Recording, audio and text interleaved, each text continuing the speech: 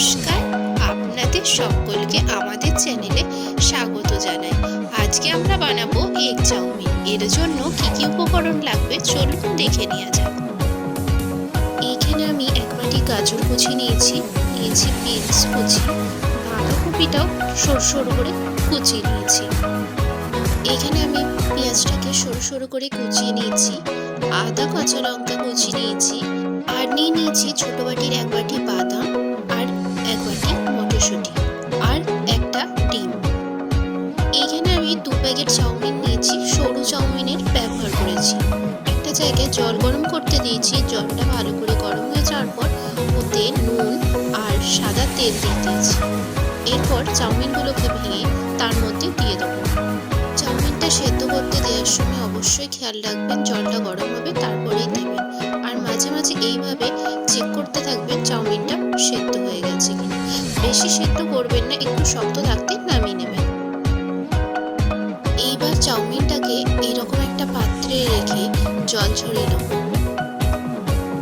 এইবার চাউমিনটার মধ্যে ঠান্ডা জল বেশি করে দিয়ে নিচ্ছি।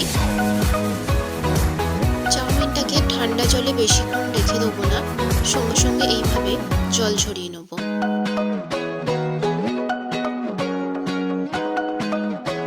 এইবার কড়াইয়ে তেল গরম হয়ে গেলে বাদামগুলোকে দিয়ে ভালো করে ভেজে তুলে নেব।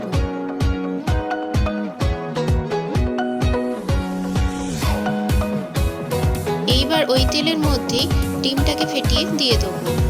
ডিমটাকে এইভাবে ভুজির আকারে ভেজে নেব। এবার দিয়ে দিচ্ছি স্বাদ অনুযায়ী নুন।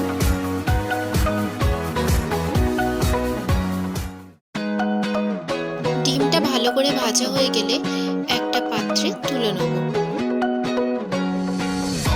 এইবার ওই কড়াইয়ে আরো বেশি করে তেল দিয়ে নিচ্ছি। এরপর তেল ভালো করে গরম হয়ে যাওয়ার পর আদা কাঁচা লঙ্কাটা দিয়ে ভালো করে ভেজে নেব।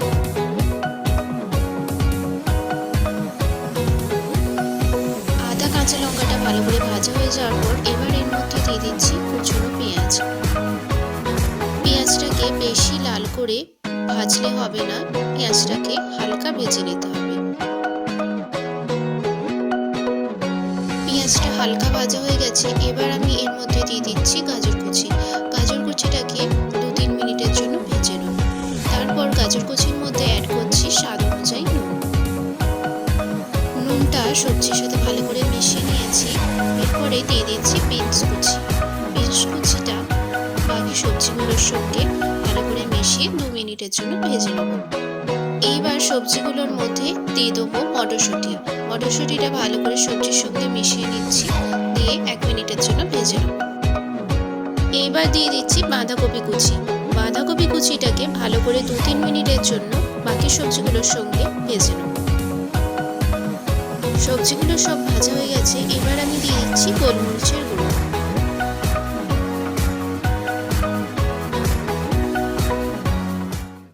এবার আমি দিয়ে দিচ্ছি ভেজে রাখা ডিম। ডিমটাকে বাকি সবজিগুলোর সঙ্গে ভালো করে মিশিয়ে নেব। এইবার সবজিগুলোর সঙ্গে ভেজে রাখা বাদামটাকে দিয়ে ভালো করে মিশিয়ে নেব। সবজিগুলো ভালো করে ভাজা হয়ে গেলে এর মধ্যে সেদ্ধ করে রাখা হাফ চাউমিনটা দিয়ে ভালো করে মিশিয়ে নেব।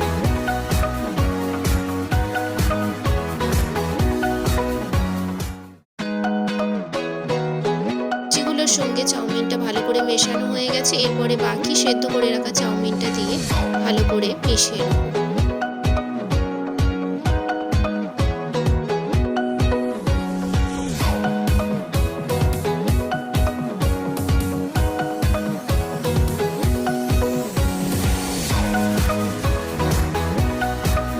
এবারে চাউমিনটাকে 2 মিনিটের জন্য ভেজে নেব, তাহলেই তৈরি হয়ে যাবে আমাদের এগ চাউমিন।